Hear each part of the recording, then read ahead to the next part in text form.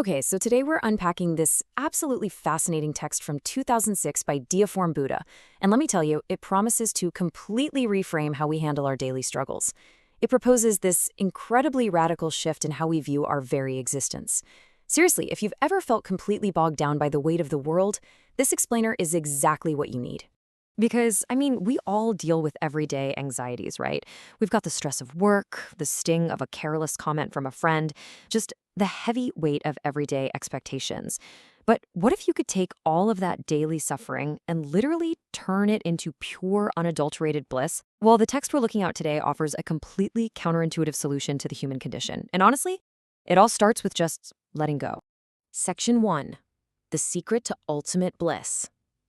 So let's dive into where such a massive philosophical claim even begins. The core idea here, totally lose the self, attain a state of blissful openness, actually emerged from this amazing, spontaneous moment of insight.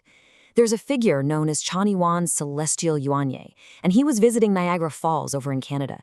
And while he was just taking in the falls, he had this sudden flash of spiritual clarity. He experienced what the text calls the state of ultimate bliss. In this philosophy, this realization is seen as the absolute pinnacle of attainment for cultivators.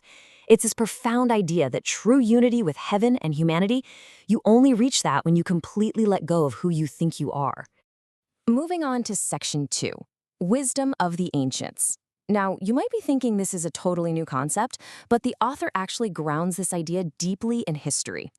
The text draws these brilliant direct parallels to some of history's absolute greatest teachers. For instance, Buddha Shakyamuni, he specifically advocated for the abandonment of the self.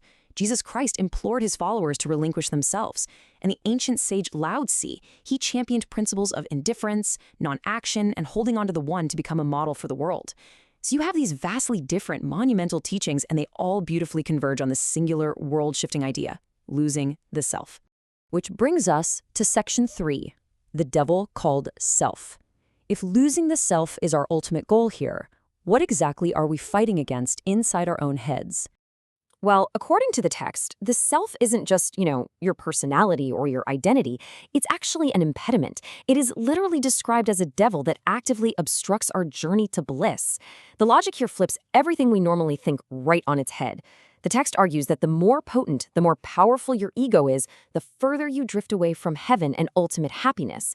It's the sheer existence of this self that is actively preventing us from reaching ultimate bliss. All right, Section 4, Escaping Everyday Sufferings. So how does this lofty spiritual concept actually apply to you and me on, say, a random Tuesday afternoon? Think about it. When someone else has more wealth, higher status, maybe they're better looking or they have more talent than we do, our standard automatic human reaction is this inexplicable jealousy and unease, and it causes us real suffering. But the text offers this radical antidote. If we mentally abandon ourselves, literally transforming the self into absolute nothingness in our consciousness, that jealousy instantly evaporates. You can't be jealous if you don't exist, right? That is what allows you to achieve that state of blissful openness. Or take another super common struggle, unfulfilled ambition. When our ideals are just really hard to realize, massive frustration sets in. We've all hit that wall trying to reach a goal.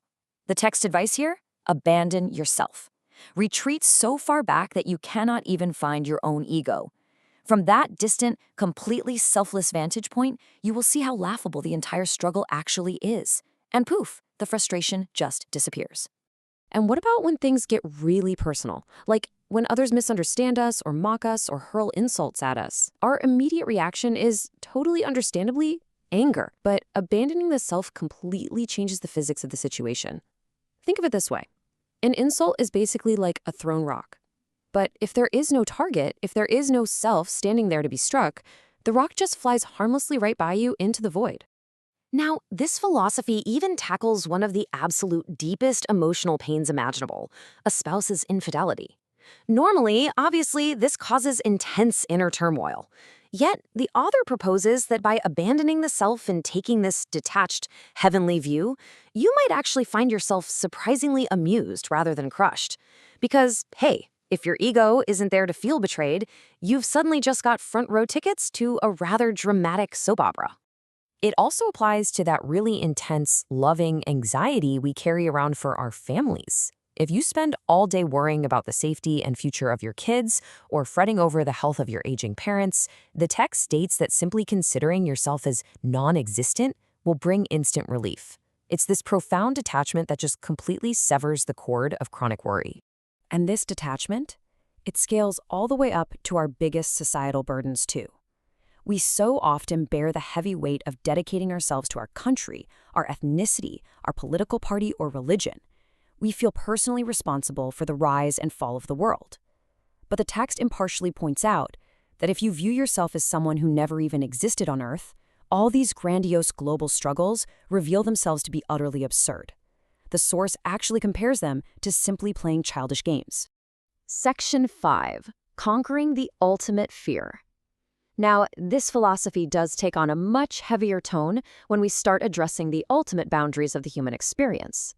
Because beyond our daily frustrations, every single one of us carries these deeply ingrained visceral fears. The text specifically lists out these subconscious terrors: the fear of starving, freezing, being beaten, being in a crash, facing debilitating illness, or suffering immense social shame. These are the core, primal anxieties that really define human vulnerability.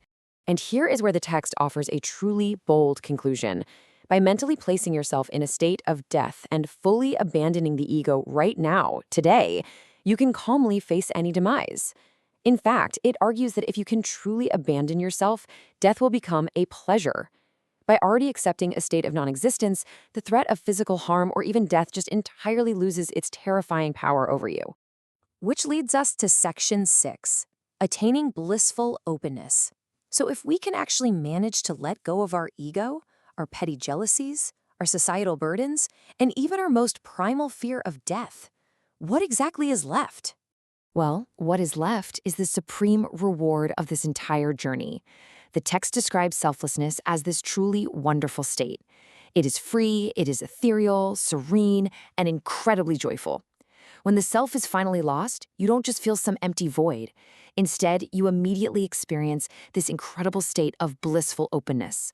That space where your ego used to be is just entirely filled with peace. The absolute crucial takeaway from this text is the sheer, undeniable, transformative power of shifting your perspective entirely away from your ego.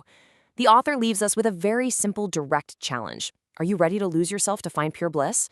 Give it a try.